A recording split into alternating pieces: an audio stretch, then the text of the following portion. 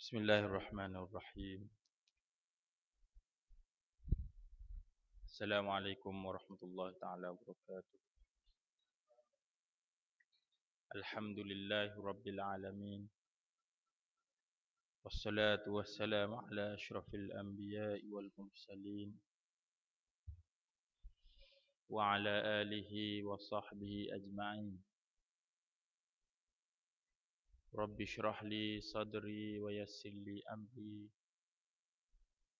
wahlul 'uqdatam min lisani yafqahu qawli.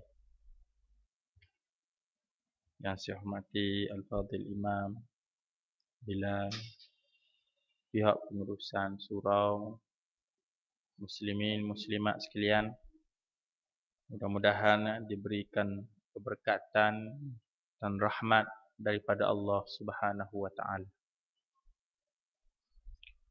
Dalam kuliah kita yang lepas, kita telah pun berbicara tentang kelebihan orang yang mendirikan sembahyang fardu.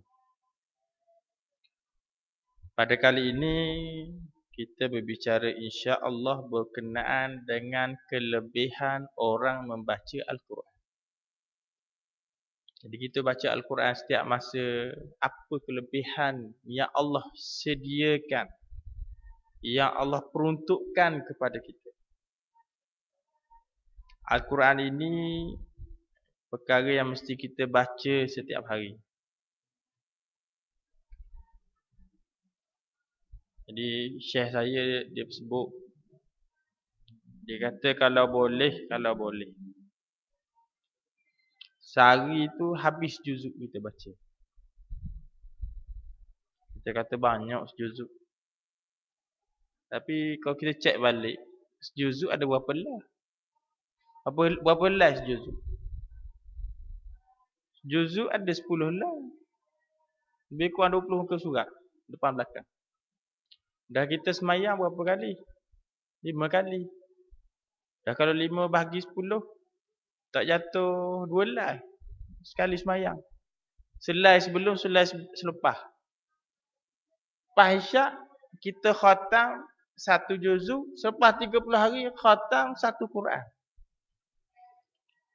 Tak mustahil. Sebab kita boleh baca surat khabar harian Metro 40 muka surat sebelum secawan kopi. Kopi panas ni, cepat kita baca. Maksudnya kita boleh habiskan baca harian Metro, baca berita harian, baca utusan. Tu tak semesti betul tu. Hak Al-Quran ni memang confirm dah 100% betul. Boleh kita buat. Tapi gitulah. Syaitan ini senantiasa menjanjikan kesusahan, kesukaran, kemiskinan apabila kita ingin beramal dengan benda-benda yang baik. Banyak benda baik. Kita contoh bangun malam. Susah nak bangun. Tapi kalau musim Piala Dunia, ada masalah pula. Boleh bangun. Siap goreng nasi, apa boleh siap. Malam-malam. Nak berjaga. Kita tengah tidur nyenyak-nyenyak, kawan kita telefon pukul 2 pagi, pergi kedai mamak. Boleh ada pula, boleh bangun. Buruh gigi apa semua. Tapi benda yang sama je. Itu apa panggil janji daripada syaitan. Kita dengar kuliah. 15 minit orang pergi kuliah, maghrib kita tengok jam dah. Mana? Tapi kalau kita tengok bola sepak, ada tengok jam? Ada tengok pun. 45 minit, 90 minit kita tengok, tak tengok langsung jam. Tak layan dah benda lain. Tapi kalau benda baik, padahal sama sahaja. Cuma mindset kita berfikir. Jadi Quran ini boleh kita baca. Kita kena buat jadual. Benda lain kita boleh buat jadual, plan kita, strategi kita, sekian kita nak untung tahun ni, sekian boleh. Quran pun begitu juga, kena buat strategi. Kalau tak boleh sebulan, kita buat 3 bulan dulu, tu khatam sekali. Atas bulan 10 juzuk kita ambil. Atas bulan 10 juzuk. Kita kena buat perancangan. Kelebihan orang membaca Al-Quran. Hadis riwayat Muslim daripada Abi Umamah radhiyallahu anhu berkata, saya terjemah dulu. Aku mendengar Rasulullah sallallahu alaihi wasallam bersabda, "Iqra'ul Qur'ana fa innahu ya'ti yaumal qiyamati syafi'an li ashabihi." Bacalah kamu akan Al-Quran. Sesungguhnya Al-Quran itu akan menjadi pemberi syafaat kepada orang yang bacanya. Quran hak kita baca ni jadi syafaat kita. Suara khabar tak jadi syafaat kita. Majalah hiburan, tu jauh lagi lah. Tu syafaat masuk tempat lain. Al-Quran ini pemberi syafaat. Syafaat ini sangat-sangat berguna khususnya ketika mana timbangan jahat kita lebih banyak daripada baik kita. Dan Al-Quran ini akan menjadi syafaat kepada kita. Nabi sebut terang-terang dah. InsyaAllah jadi syafaat. InsyaAllah tu saya sebut. Dalam hadis tak sebut pun insyaAllah memang confirm dah. Saya sebut adat saya. Dalam hadis tak sebut insyaAllah. Dia kata, aku itu jadi syafaat. Dan saya yakin Nabi tak menipu. Sebab hadis Muslim, riwayat Muslim, hadis sahih. Kalau Nabi cakap begitu, hak tu lah berlaku. Sebiji berlaku seperti itu. Siapa baca Quran, Quran jadi syafaat kepada dia. Dah kalau orang hafiz, kita ni bergantung pada baca. Hafiz ni memang ada dah tergantung dalam kepala otak dia. Jadi orang pemberi syafaat, orang-orang hafiz Quran ni. Sebab tu kau boleh suruh anak-anak kita jadi hafiz Quran. Dia sekarang ni banyak program hafiz. Kita belajar boleh hafal Quran, hujung cuti, boleh kita suruh anak-anak kita. Budak-budak ni cepat. Budak-budak cepat.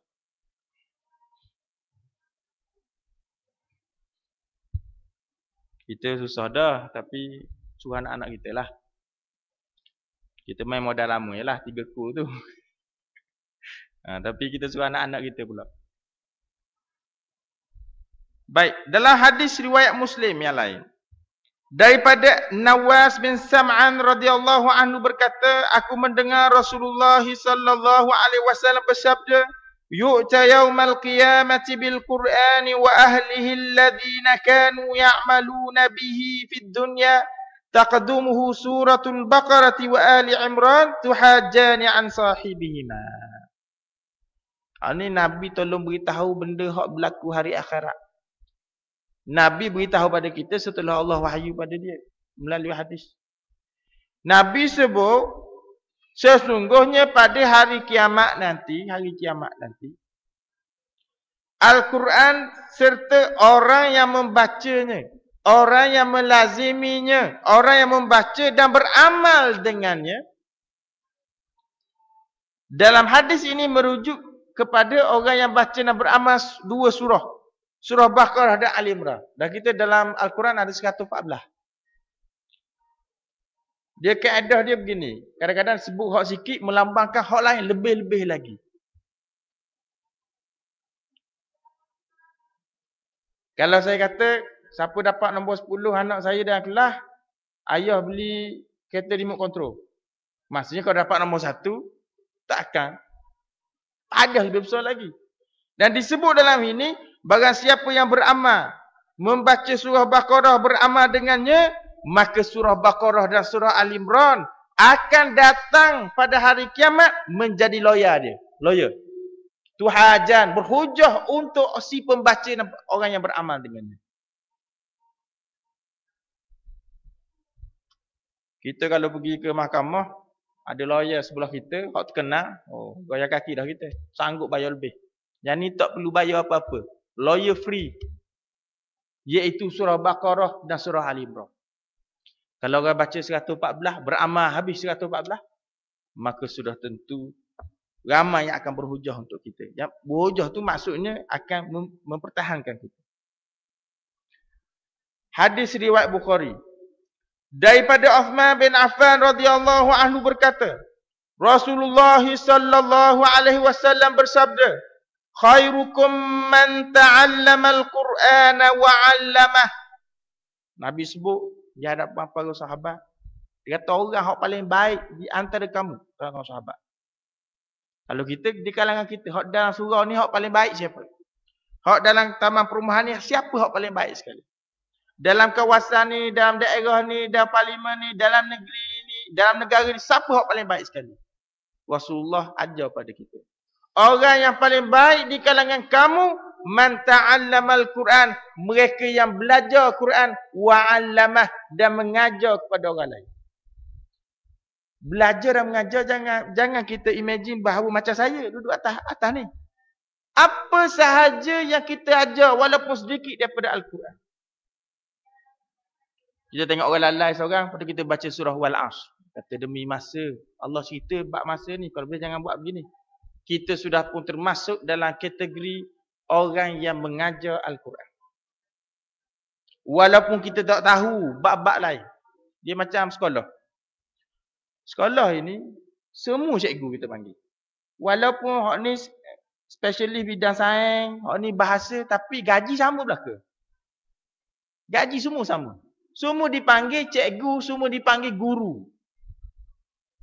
Kita walaupun kita pandai bab Wal-Asr saja, kita juga dianggap pengajar. Walaupun kita tak tahu belaka hak lain.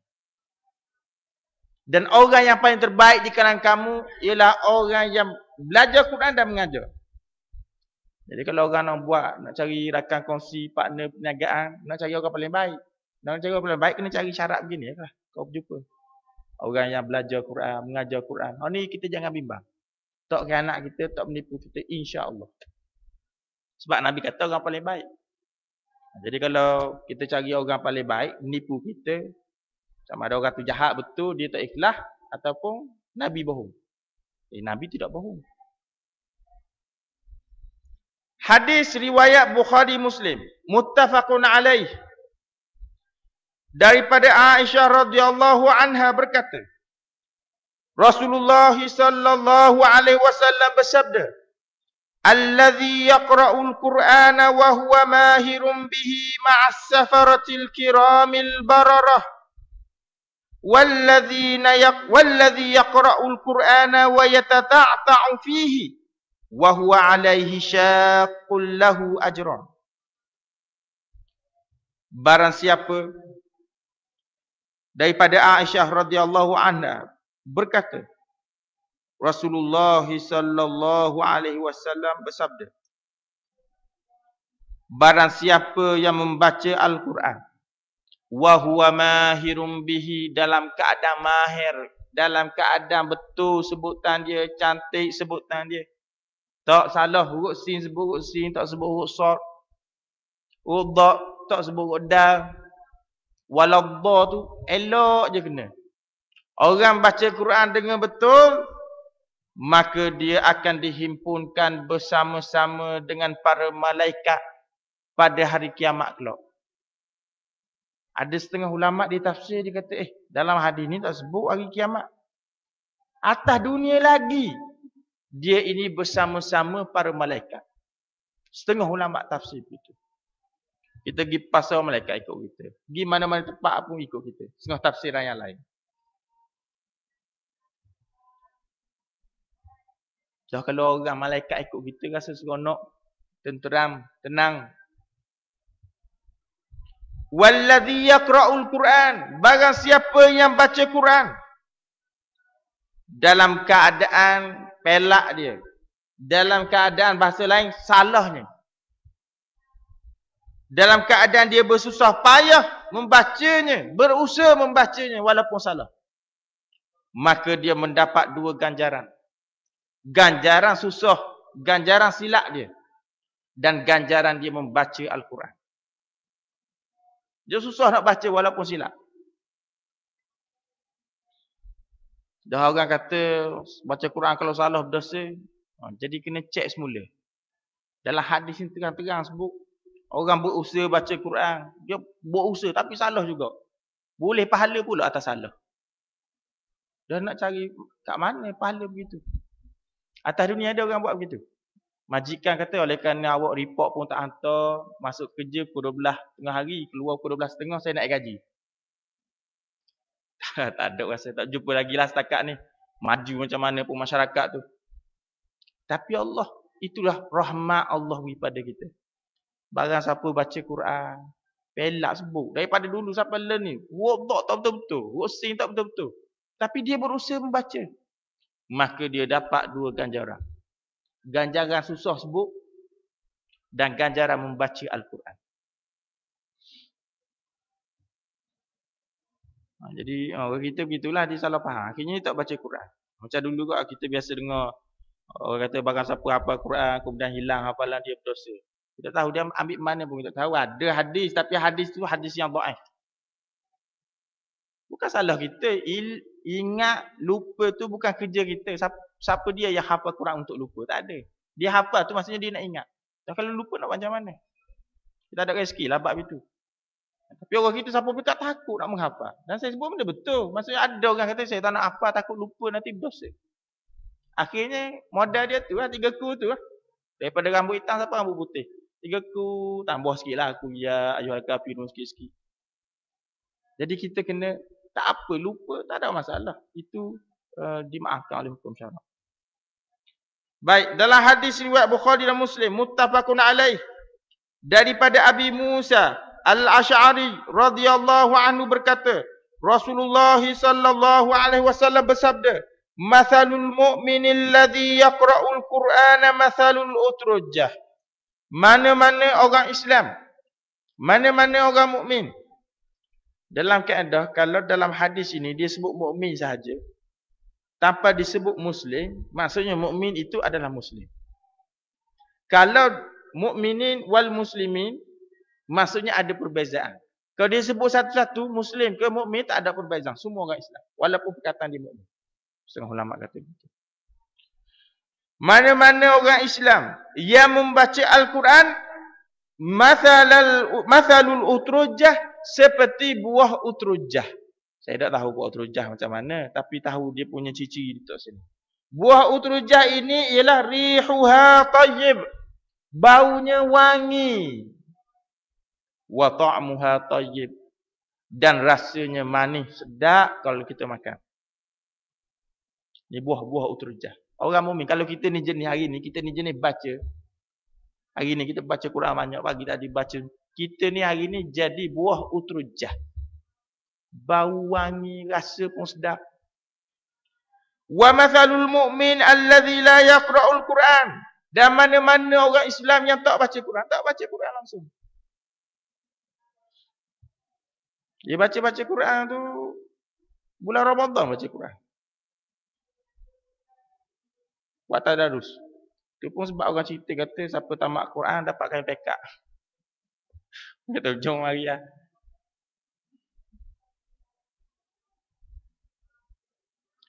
Bagan siapa tak baca Quran?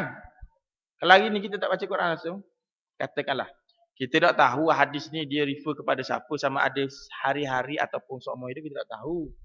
Tetapi ulama kata waktu dia tak baca Quran itu setengahnya kata. Kalau kata hari ni tak baca Quran, dia seperti buah jadi sebuah tamrah, buah tamar. Buah tamar ini bau tak ada, tapi rasa manis. Tak ada bau. Kalau kita masuk pasar buah tamar Madinah ke mana ke, kita buat pasar tamar mana ada bau.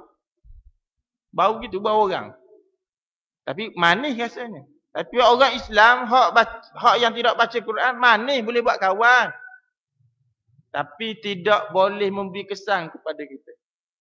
Kalau kita berkawan dengan orang perfume, minyak wangi, paling common kita bersalam dengan dia, lekat juga tangan kita. Ni kalau kawan jenis hak tak baca Quran, gitulah kawan. Tak beri manfaat mana. Wa mathalul munafiq, dan mana-mana orang munafik yang baca Quran. Dia baca juga Quran tapi nak menunjuk ke orang lain. Tidak ikhlas kepada Allah.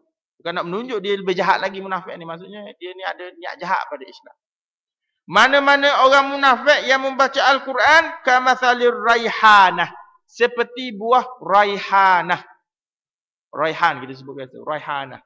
Raihanah ini baunya wangi tapi rasa pahit. Bau wangi rasa pahit. Raihan. Oh kita tak anak dah. Nama anak.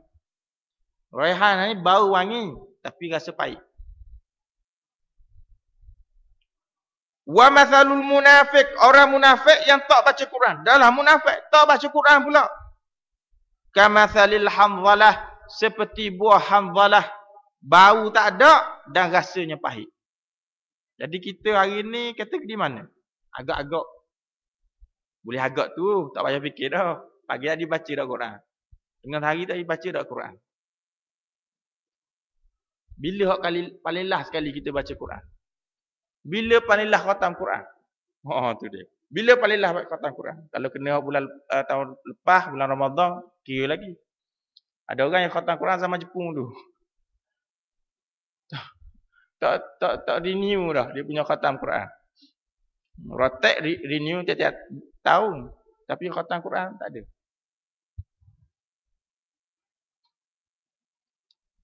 Baik. Dalam hadis daripada Umar, hadis riwayat Muslim, daripada Umar bin Khattab radhiyallahu anhu bahawa Nabi sallallahu alaihi wasallam bersabda, "Innallaha yarfa'u bihadzal kitabi aqwaman wa yadh'u bihi akharin." Sesungguhnya barang siapa dengan Al-Quran inilah Allah akan meninggikan satu kaum dan merendahkan satu kaum yang lain. Kita ada kelebihan tu orang Islam. Kalau kita cakap atas rasa Melayu lah. Melayu Islam ada kelebihan. Tapi sebab apa hari ni tak ada berapa kita. Kekayaan kita berapa persen kita ada? 20% apa dah ni tak? Ke 19 hari. 19 tu dengar lama dah. Tahun 90 lebih. Kita punya meniaga kita dapat. Sebab tak beramal dengan Quran. Kalau kita beramal, semua beramal dengan Quran. Bayangkanlah. Hak bayar zakat kat Selangor ni, hak sebahagian kecil ikutnya bayar. Boleh dah 200 juta lebih setahun. Dah kalau semua bayar, tak ada masalah kemiskinan langsung. Wa yadh'u bihil akharin. Secara otomatik orang lain jadi bawah. Kalau orang beramal dengan Al-Quran.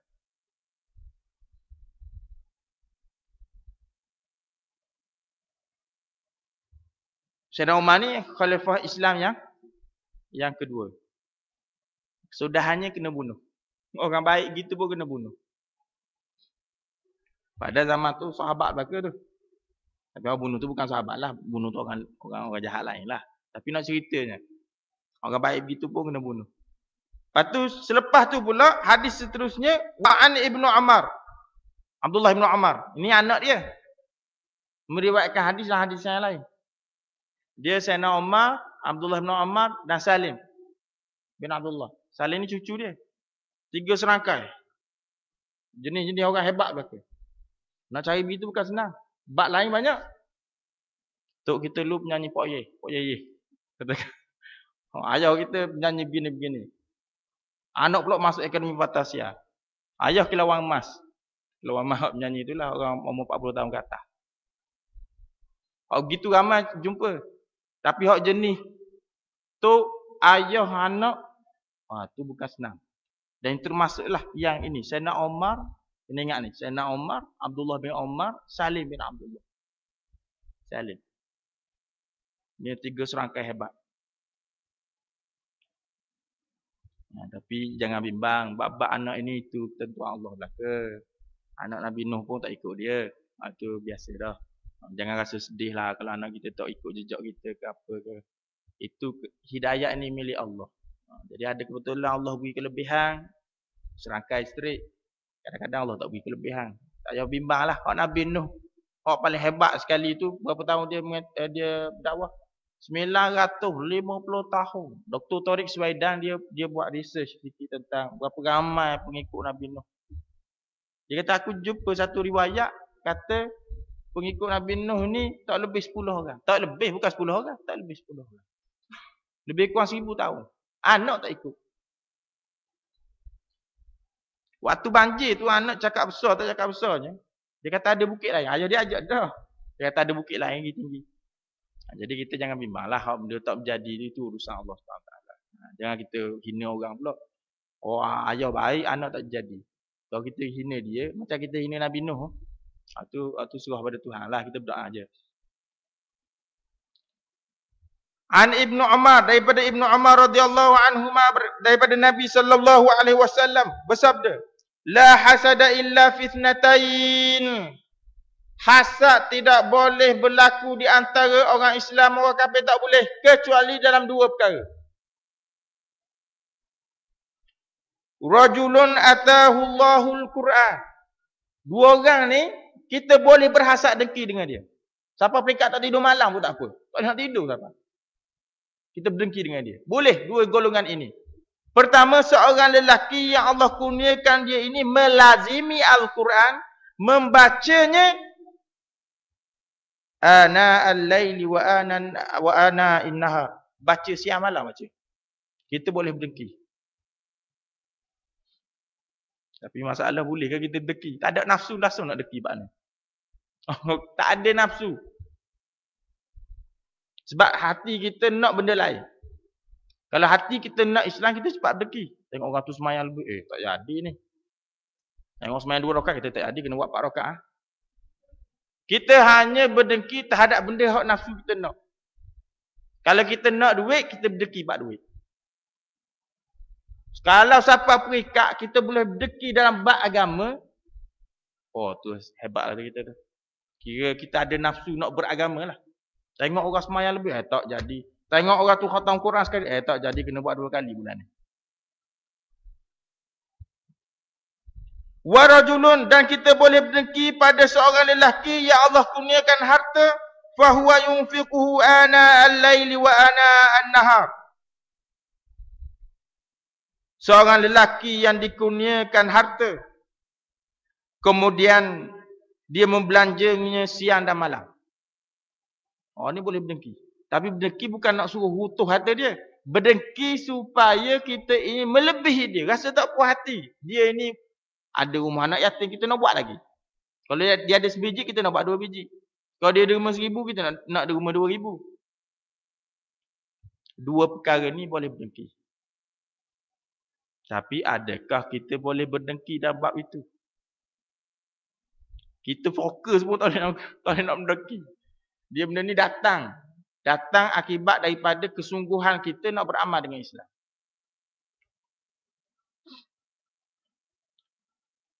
Oh, sahabat dulu kita tengok, orang ni kata saya sedekah harta saya separuh. Orang kata tak boleh jadi ni, sedekah habis. Dan Nabi kata apa tinggal pada kamu? Dia kata Allah dan Rasulnya. Susah tu nak buat tu. Kalau sampai level tu, alhamdulillah. Kita pakat berusaha lah supaya sampai ke level tu.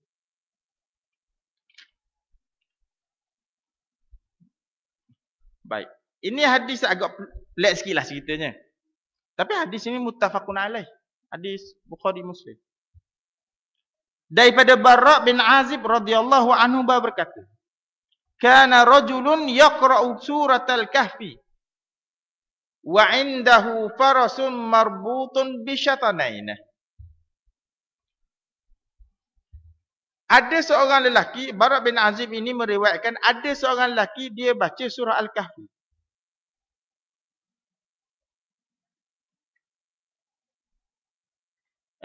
Hadis ni dia nak cerita tentang kelebihan. Ada setengah ulama kata kelebihan surah Al-Kahfi. Ada setengah ulama kata kelebihan baca Quran. Sebab surah Al-Kahfi itu kebetulan orang ni baca surah Al-Kahfi, kebetulan. Jadi orang tu meriwayatkan sebut surah Al-Kahfi. Dia kata ada seorang lelaki dia baca surah Al-Kahfi. Sebelah dia tu dia ikat kuda dia bisyatanain dengan 2 tali. Bukan setali, 2 tali dia ikat. Dia baca surah Al-Kahfi. Fataghashathu sahabatun faja'alat tadnu. Tiba-tiba awan melindungi dia. Membayar macam kata, melindungi dia lah.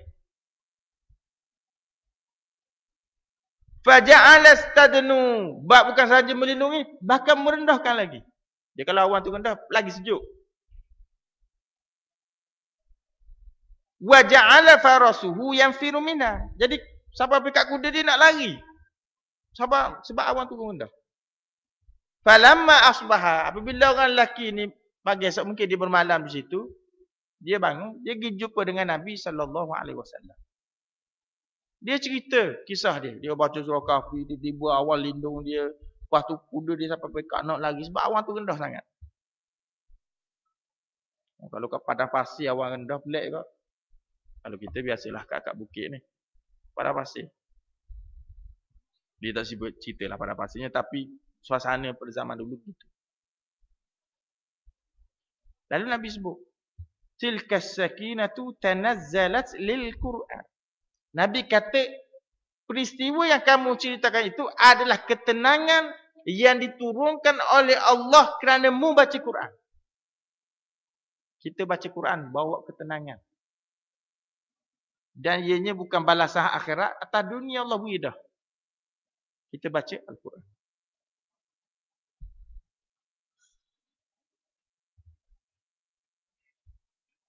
Daripada Ibnu Mas'ud radhiyallahu anhu dalam hadis hasan sahih riwayat Tirmizi.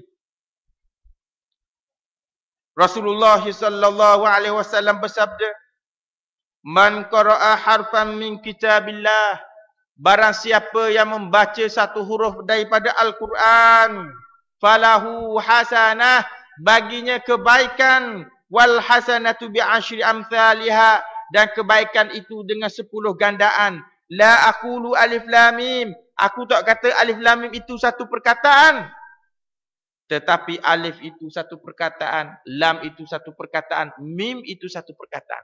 Maksudnya situ sahaja dapat 30 tu. Dan kalau orang baca Quran sejuz sehari, berapa banyak kebaikan dia dapat? Bab tu saja. Dan satu kebaikan kita tak tahu berapa banyak ganjaran. Tak nak agak kebaikan ni berapa banyak ganjaran. Hak saya cerita dulu kisah wanita Yahudi, pelacur, beri minum pada seekor anjing. Itu kebaikan. Habis lecing dosa dia diampunkan oleh Allah. Beri ke anjing. Dah kalau baca wahyu Allah. Tak nak agak. Tak nak fikir. Rahmat Allah. Tak nak fikir berapa banyak hasanah. Satu hasanah itu.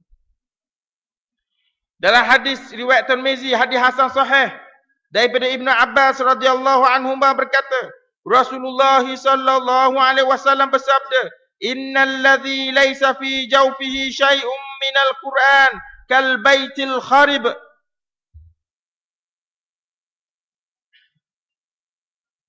Barang siapa yang dalam perut dia tidak ada Al-Quran, dalam kepala otak dia tidak ada Al-Quran, tak ada Quran, kosong. Kosong. Ada tak kita satu hari kita tak ingat langsung Quran? Sibuk berniaga, sibuk itu, sibuk buat kerja itu, sibuk urus rumah. Barang siapa dalam hari itu ataupun bila-bila masa kosong, perut dia tak ada, ataupun dalam kepala dia tidak fikir tentang Al-Quran. Kal baitul kharib, orang itu seperti sebuah rumah yang kosong yang ditinggalkan. Rumah buruk. Kalau kita pergi selain daripada musim durian, pondok orang tunggu durian, bukan musim durian begitu. Kosong, penuh daun apa. Siapa-siapa itu individu sesiapa yang tak fikir langsung tentang Al-Quran. Dan kita boleh jumpa orang tak fikir Al-Quran ni, tahu apa.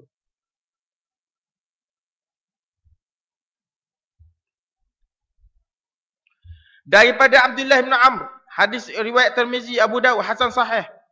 Daripada Abdullah bin Amr bin As radhiyallahu anhuma, daripada Nabi sallallahu alaihi wasallam bersabda, pada hari akhirat nanti yuqalu li sahibil Quran, dikatakan kepada orang yang suka baca Quran di akhirat dalam syurga.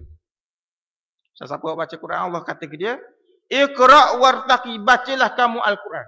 Di hari akhirat baca juga Al-Quran. Wartaqi warattil kama kunta turattilu fid dunya fa inna manzilataka 'inda akhir ayatin taqra'uha. Bacalah Al-Quran. Bacalah dengan tertib seperti mana kamu membaca di atas dunia dahulu. Sesungguhnya kedudukan kamu itu akan meningkat tinggi sehinggalah ayat terakhir kamu baca.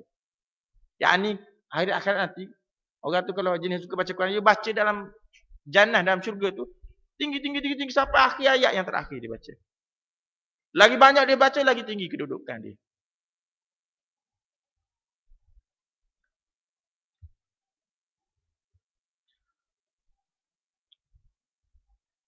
Hadis muttafaqun alaih, riwayat Bukhari Muslim. Daripada Abi Musa radhiyallahu anhu, daripada Nabi sallallahu alaihi wasallam bersabda, ta'ahadu hadzal Qur'an, bersungguh-sungguhlah kamu kepada Al-Quran. Ta'ahadu ni kalau bahasa fiqh lah, bahasa fiqh. Ya, ta'ahadu ni maksudnya kalau kita tempat-tempat berlepak kita basuh bersih. Biasa kalau kita ambil wuduk, kita buat lebih kurang je, tapi tak ada masalah. Kita basuh gitu. Ada orang ta'ahadu ni dia berasa macam tempat lepak dia bersih lagi. Kalau bab baca Quran, barang siapa yang jaga betul baca Quran. Rasulullah kata, jagalah kamu akan baca Quran. Buat jadual baca, buat program baca Al-Quran. Mengaji tentang Al-Quran.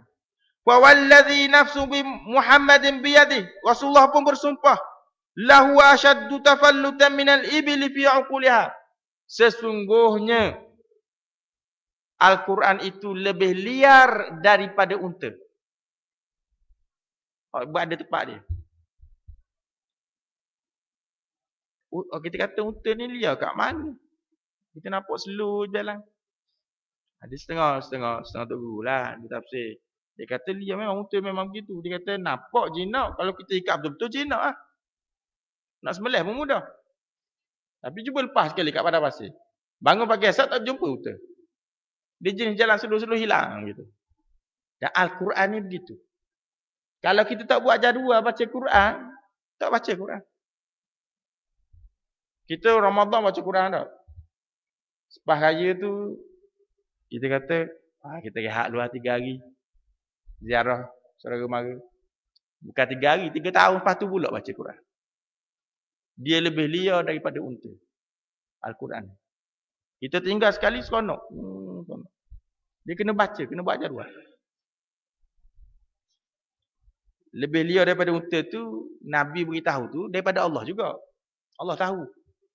Jadi kita kena beramal baca Al-Quran. Jenis orang tak baca Quran, cuba tanya dia. Kali terakhir bila baca Quran? Dia cerita lama, kok setahun, ada 2 tahun, ada 3 tahun, ada 4 tahun.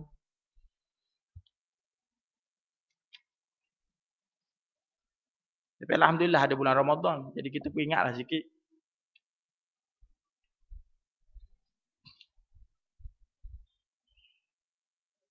Baik.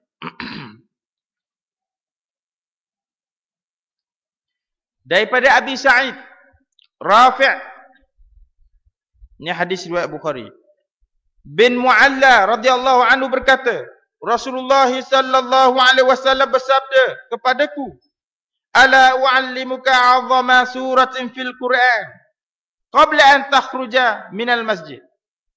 Nabi satu hari dia kata pada Sa'id Rafi' al-Mu'alla bin Mu'alla, dia kata, hendakkah engkau aku ajarkan kepada kamu satu surah yang paling hebat, yang paling besar. Kita dalam satu Quran ada 114 surah. Dan 114 surah ni ada surah yang paling hebat. Yang paling besar.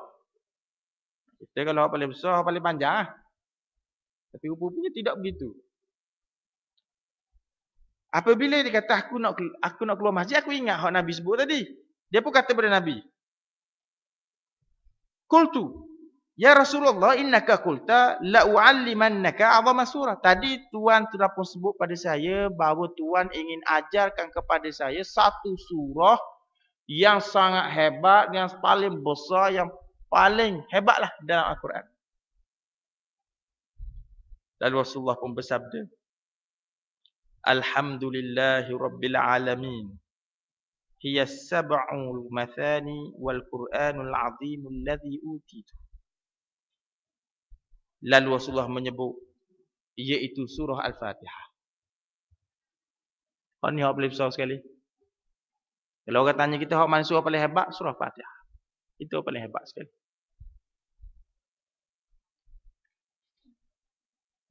Ada sahabat dia baca surah Fatihah, orang yang kena sengat di kala jengking, sembuh. Tapi kita hak biasa-biasa ni tak nak hak luar biasa. Dia kata, demam nak baca benda kau demam, kita terbaca surah Fatihah. Surah Fatihah je, tak ada surah lain. Sebab dia baca tiap-tiap hari tu, dia rasa macam tak ada benda. Padahal tu hak paling besar sekali. Sebab tu, dia diwajibkan dalam semayang. Mana ada surah lain hak wajib dalam semayang? Surah Fatihah. Itu paling besar. Jadi kita nak buat orang ni cari hak ayat pelik biasa. Hak benda ada dah tak guna.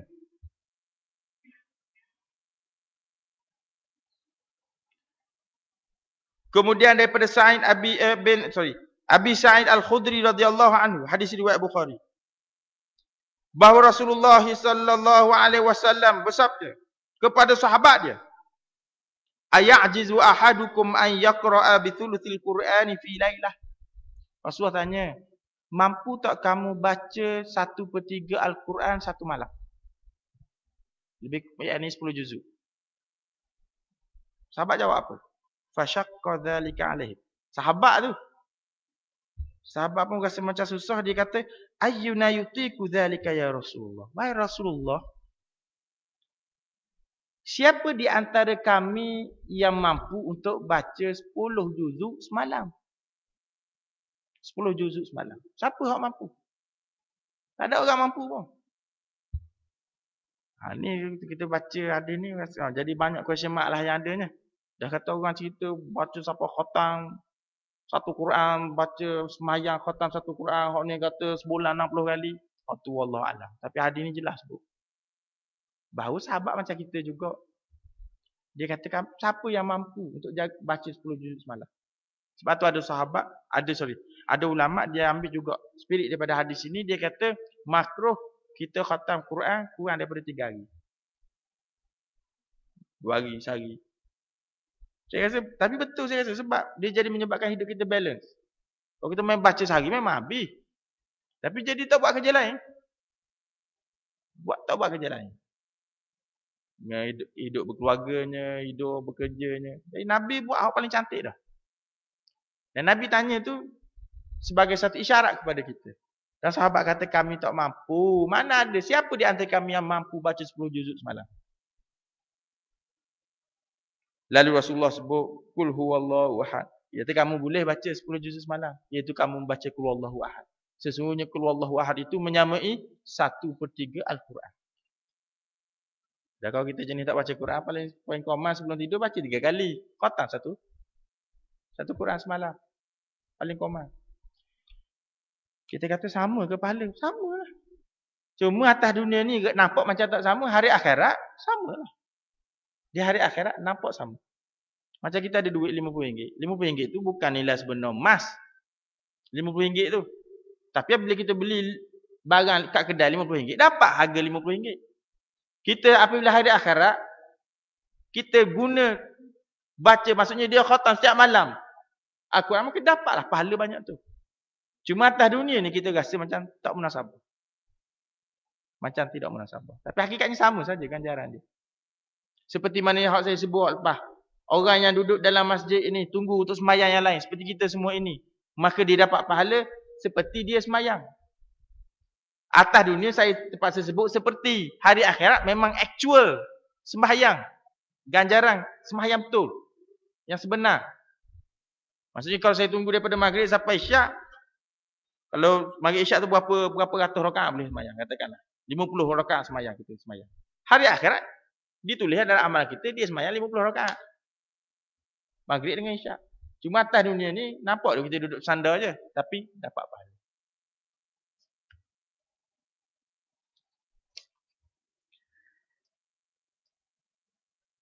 Baik. Yang ni hadis muttafaqun alaih. Saya ambil masa 5 minit insya-Allah. Man qara'a bil ayataini min akhir suratil Baqarah fi lailatin. Barang siapa yang membaca 2 ayat yang terakhir daripada surah Al-Baqarah pada satu malam. Malam ni kita baca 2 ayat terakhir surah Baqarah. Apa dia 2 ayat terakhir surah Baqarah? Selalu kita baca tu, ratik tu. Amanar rasulu bima unzila ilaihi min rabbih wal mu'minin. Itu ayat tu.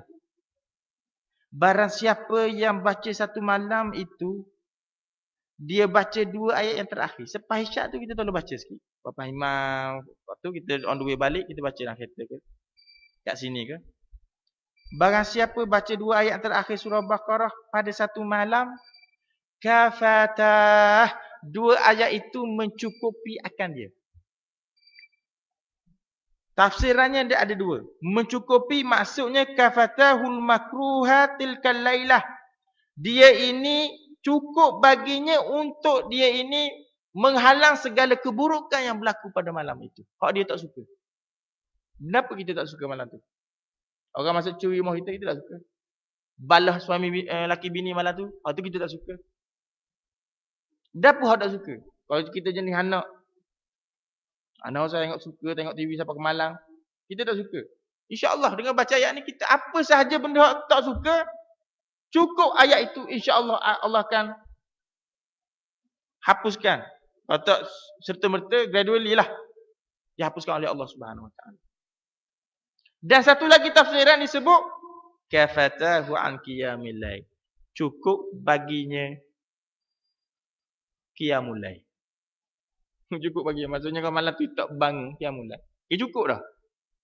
Kalau dia tak bangun malam tu, cukup dah. Dengan membaca dua ayat yang terakhir daripada surah Baqarah. Surah pahala ni.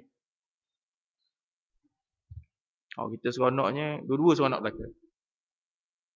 Itu kita masuk kita malam tu hak kita tak suka, insya-Allah Allah akan lindungi kita. Macam saya sebut tadi lah, insya-Allah tu saya sebut, tapi sini tak ada insya-Allah pun, maksudnya jadi betul.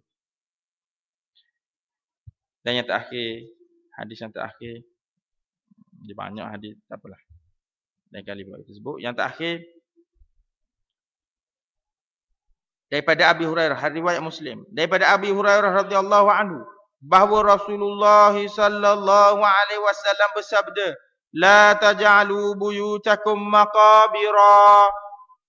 Innash syaitana yanfiru minal baitil ladzi tuqra'u fihi suratul Baqarah." Jangan kamu jadikan rumah kamu seperti kubur. Jangan buat macam kubur rumah kita. Walaupun rumah kita ni jauh daripada kawasan kuburan, jangan buat seperti kubur. Sesungguhnya syaitan yang firu minal bait, lari letang pukang daripada rumah yang dibacanya di dalamnya surah Al-Baqarah. Ini kelebihan surah Al-Baqarah. Kalau kita kalau masuk rumah baru, baca Yasin dah. Tapi tak apalah, baca Yasin, bacalah. Tapi surah Baqarah tu sebenarnya dalam hadis tu. Maksudnya syaitan lari litang pukang daripada mana-mana rumah. Tak perlu panggil tu bomo dah. Kalau kita berasa kena ganggu ke apa, tak perlu panggil tu bomo. Kita baca surah Baqarah. Kita baca. Jangan panggil orang surau, suruh baca. Ada kau jenis panggil orang surau, suruh baca. Orang surau baca, dia pergi sibuk buat item dapur. Tuan rumah tak baca. Macam kita pergi semayang hajat. Kita tak gitu. Kita pergi semayang hajat untuk anak dia. Laki bini sibuk dapur. Nak hidang kat orang. Dia tak semayang. Dah. Macam mana? Kalau benda kita suruh orang lah. Jadi kita kalau kita nak suruh, kita nak supaya rumah kita diberkati, tak jadi kubur, maka kita baca surah Baqarah. Cuba kita fikir. Rumah kita status sekarang ni macam mana? Bukan status CF. Status dia kubur ke rumah-rumah kita ni sekarang?